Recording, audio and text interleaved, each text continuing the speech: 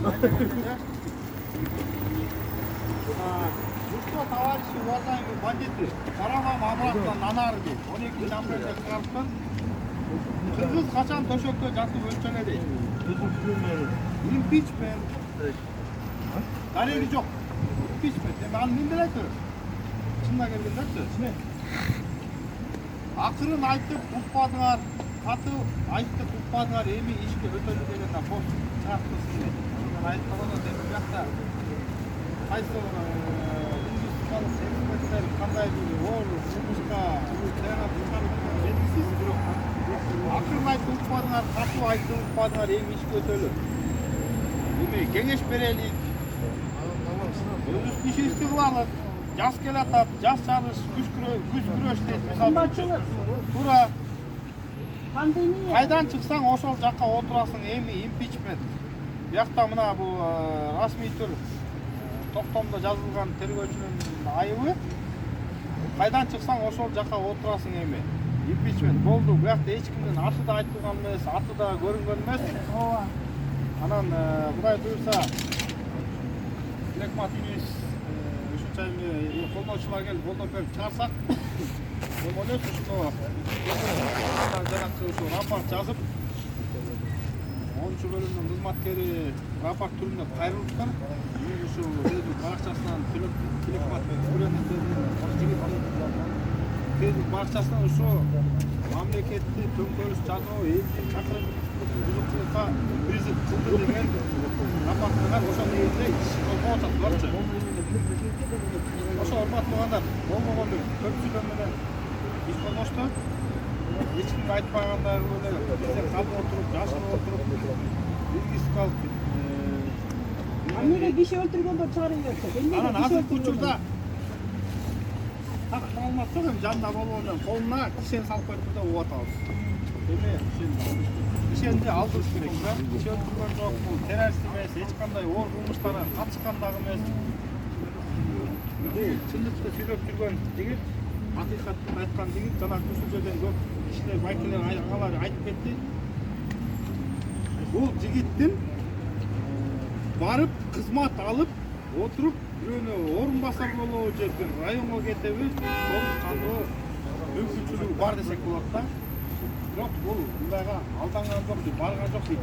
Сураган да жок. Анткени Facebook баракчасында онлайн сүйлөшүп атканда, түз барлашып атканда көбүнө киши сураган дейт. Кызмат көрөпсүз да. Сага эмерде кызмат жок дейт. Акмат деген нерселер баары көбө болуптар да. Ошончо да талап кылып азыр колунда кишенин чечип койсун. Бул эч жактан ачпайт, биз мыйзамды бузган жокпуз, провокацияга да келген жокпуз. Мыйзамдуулукту карап атабыздар. Bazı оор кылмыштарды байлап койгон кишини чечесине көрүп отурса керек. Колунда кишени чечип койгула. Анан Лекматка боштондук. Лекматка боштондук. Боштондук. Боштондук. Боштондук. Боштондук. Кишени чечип койгула. Кишенди чечкиле. Kişendi! Çeçkile. Çeçkile. Çeçkile. Çeçkile. Çeçkile. Naruşnikle. Algıla! Naruşnikle. Algıla.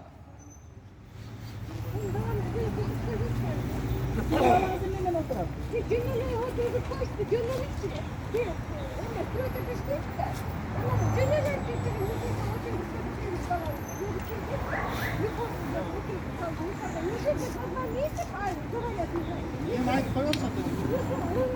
Yok, benim ayıp koyarsa dedim.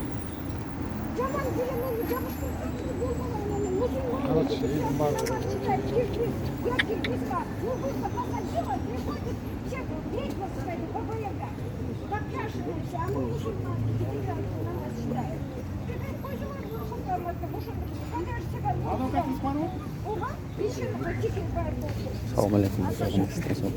Men Токтогулдан болом. Атым Болотбек. Сизди колдоп келдим атайын. Сөздөрүңүз адилеттүүлүк үчүн күрөшүп атасыз. Мында Токтогулда Сарпаш менен күрөшүп, биз да адилеттүүлүк менен күрөшүп атайын келдик. Ишиңизге ийгилик.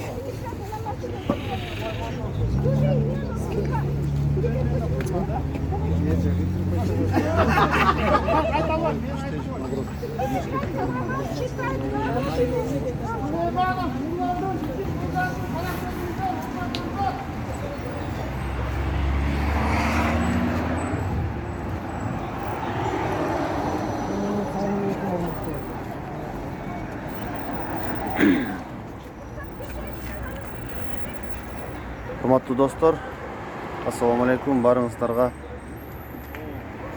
Азыр ушул тапта Свердлов, Бишкек шаарынын Свердлов районунун сотуна жарандык активист Тилекмат Күрөновду мыйзамсыз, адилетсиз жоопко тартышы бардыгыбызды өкүндүрүп турат. Анын ичинде мени да өкүндүрүп турат.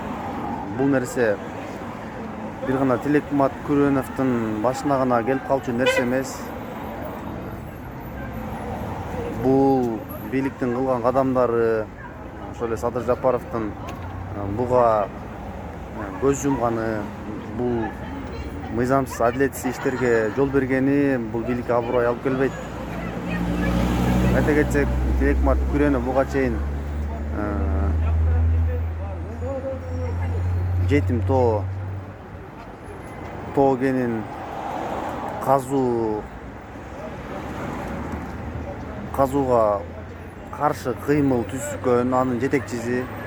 Мен ойлойм, ушул жетим тоонун жумуштарын жандандырууга жолтоо болбош үчүн бул адамды бир саясий бир кандай кадамдардын негизинде дагы азыр жоопко тартышы мүмкүн.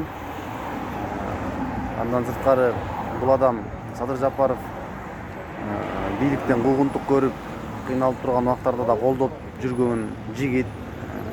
Мындайча айтканда Садыр Жапаровго эң жакын адамдардан деп койсок болот. Ошол адамдын адилеттүүлүгүн буга чейин сурап жүргөн, bundan кийин дагы сурап атат. Бул адамды биз колдоого алышыбыз керек. Ошондуктан жигиттер адилеттүүлүк менен күрөшүш керек. 5 октябрдан кийин люстрация маселелерине байма-бай ушул жигиттер эң алдылардан болуп ушул Кыргызстандын келечегин өнүктүрөбүз деген жигиттердин бири болчу да. Мындай адамдар биз коргообуз керек. Тескерисинче бөлөк коррупционерлер менен орун алмашып кеткени бизди өкүндүрөт. Ошондуктан барыңыздарды чакырып кетет элем. Адилеттүүлүк үчүн күрөшүш керек. Өзүбүздүн укугубузду коргогонду үйрөнүшүбүз керек. Кудай буйрса атайын сиздерге чагылыштырайын деп келдим ушул видеону. Барыңыздар күбө болуп турушуңуздар керек. Чындыгында бийлик кандай кадамдар кылып атат, ички саясатты кандай жүргүзүп атат, баарыбыз аңдап, бамдап туруш керек. Анткени бүгүнкү күндө жашоо деңгээли бир аз кыйла эле кыйын болуп баратат. Ошол эле продуктунун баасы, ошол эле бензиндин баасы. Эми биз жакшы үмүт кылып ушул элдик төңкөрүштө болду. Ошол үмүттөргө биз чогуу бардыгыбыз жетишибиз керек. Эми мындан кийин бийлик башына келип алып байып, анан дагы качып кеткенге жигиттер жол бербеш керек. Биз акыйкатты, ачыкты айтып, талашып, ушул бул талашкандан тактык жарылат деп биз адилеттүүлүктү чагылдырып туруш керек. Мына Кудай буйрса мен дагы аракет кылам сиздерге ушул адилеттүүлүктү чагылдырып турганга. Азыр Жеңиш Молдокматов аганын сүйлөгөнүн көрсөтөлү. Жок болду.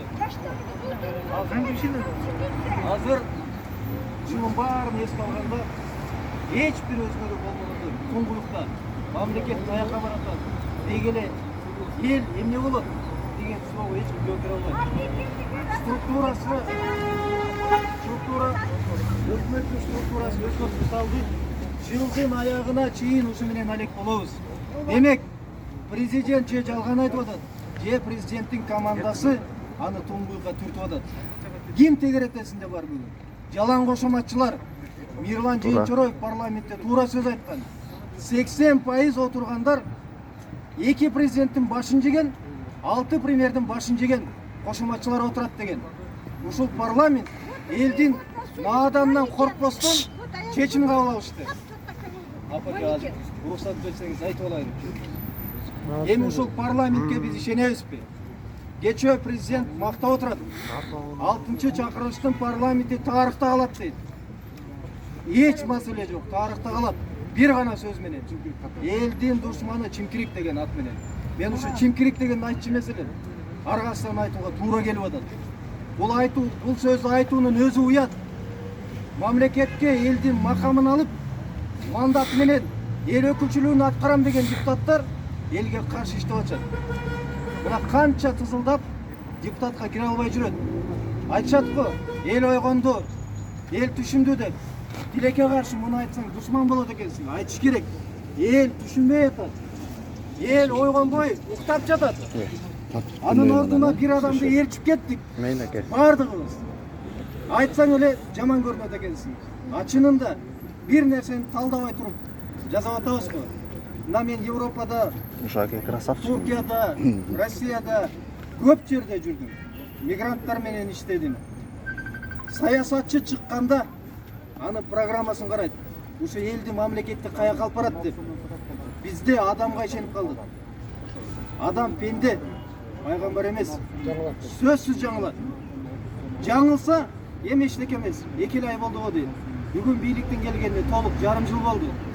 Жарым жылдан бери өзлөрүнүн күнөөнү эмес, элден күнөөнү көрүп атат. Мына сок менен оңгартууну айталы.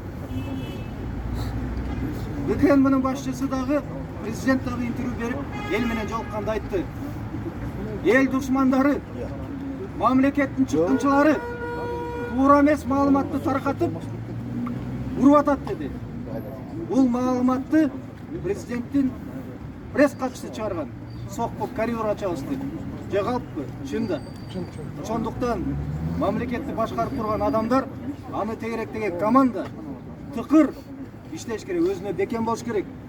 Мынандай тилектей болгон жигиттерибиз чындыкты айтып койсо, ошого чычалабаш керек. Мен параллель келтирип айткым келет, урматтуу туугандар. Ар бирибизде телефон бар. Ар бир үй бүлөдө бирден мүчөсү Facebook'та отурат, Instagram'да отурат. Президенттин тарапташтары, ашыккан фанаттары не деп жазып атат? Буякта турганын бардыгына муздап кетем, өлтүрүп кетем, тирүүлөй, муздап кетем, өрттөп кетем дегендер болуп атат го. Эмне кылып айталар? Эмне иш козгоп? Адилеттүү болсун. Баарын бирдей жооп кататсын. Конечно. Биз сабаттуулукту көргөзүп, эфирлерге барып, Конституциясынын авторларын дебатка чакырып келтире албай койдук го. Кимиңер чыгасыңар? Келгилечи талашалы деп. Ким? Кана сабаттууңар барбы? Сүйлөшөлү деп. Чыкпай койду го эч ким. Конституциянын ар бир беренесин талдадык го. Парламентте отурган депутаттар өткөндө спутник көргөздү. 76-дан 88-беренеге чейин кимдин укуктары жазылган десе, билбейм дейт. Биз бардыгын үтүк точкасына чейин жаттап бүттүк Конституцияны. Ошон үчүн көтөрүп атабыз. Мынау жериң мыйзамсыз, мынау жериң туура эмес деп. Эми өзүбүз ойлонолу. Жакында референдум болот. Азыр тилектин тагдыры чечилет. Биздин коркпойбуз, сарсана болгонубуз. Тилекти чындыкты айтып, тайманбастан бийликтен коркпостон чыккан үчүн 2 айга камап коюу коркунучу бар. Бирок муну менен жалпы элдин оозун жаап, бийликтин мыйзамсыз кадамдарын айткан тараптарды, адамдарды жок кыла албайт. Камап келген, сабап келген, атып келген, бычак менен сайып келген журналисттер, саясатчылар, мына ошол бийлик кайда бүгүн? Эл душманына айланып, элдин аралап, көзүн карай албай качып жүрөт. Мына ошон үчүн айтам, бийлик төбөлдөрүнө кайрылабыз. Ойлонгула. Калыстык орнотобуз десеңер, тилекти чыгарыш керек. Тилектин эч бир күнөөсү жок. Тилекти бошотсун. Мен бир нерсени айткым келет. Жана журналисттерге да айттым, тынбай айта берем. 3 март парламентте Конституцияны карап атканда, бул маанилүү туугандар. Дастан Бекешев, Жанар Акаев, Момбеков, Каныбек Иманалиев жана башка депутаттар сындап чыккан. Кечинде Садыр Жапаровдун аккаунтунан комментарий жазылды. Дастан Бекешев, көзүң сокур деп ойлосом, көдөнүң да сокур экен деп. Туурабы? Туура. Көп өтпөй эл сынга алганда айтып чыкты. Хакерлер сломали компьютер деп. Aynen. Хакерлер жазды деп. Тилектики так ошондой. Тилек өзү мойнуна алган жок. Тилектин жазып чыкканы хакерлер жазды. Жапаров менен Тилектин маселеси бирдей. Демек, Тилекти чыгарыш керек. Күнөөсү жок бүгүн. Сөзүмдү жыйынтыктабайм. Кийинкилерге берем. Силерден бир нерсени суранам. Үшүп, ушу жерге турабыз. Биринчиден рахматымды айтам. Ыраазычылыгымды таазим этип билдирем. Ооба жигиттер, бүгүн аз болсок, эртең көп болобуз. Эл сел деп коет. Элди ойготобуз. Баарына жетебиз. Баарыбызды бирден камап кутула албайт. Ал менен ишти бүтүрө албайт. Кыргызда тил кесмек жок дейт. Баш кесмек бар дейт. Эч ким көөдөндөгү чындыкты, жүлүндөгү кайратты сындыра албайт. Чындык ийилет, бирок сынбайт. Акыры адилеттүүлүк жеңет деп айтам. Ошон үчүн үшүбөстөн, үшүп ушу жерге келгениңерге мен рахматымды айтам. Өзгөчө ыраазычылыгым журналисттерге айтам. Массалык маалымат каражаттарынын өкүлдөрү, журналисттер, силерге терең ыраазычылыгымды билдирем. Себеби башынан аягына чейин чагылдырып атасыңар. Сөз эркиндиги үчүн күрөшүп атасыңар. Эми ушу жерден модератор кылып, Эрбол болобу, ким болот, бирөөнү шайлайлы. Жөн турбайлы жигиттер. Башынан аягына чейин процесс бүткөнгө чейин Тилекке боштондук деп уран чакырып туралы. Макулбу? Макул.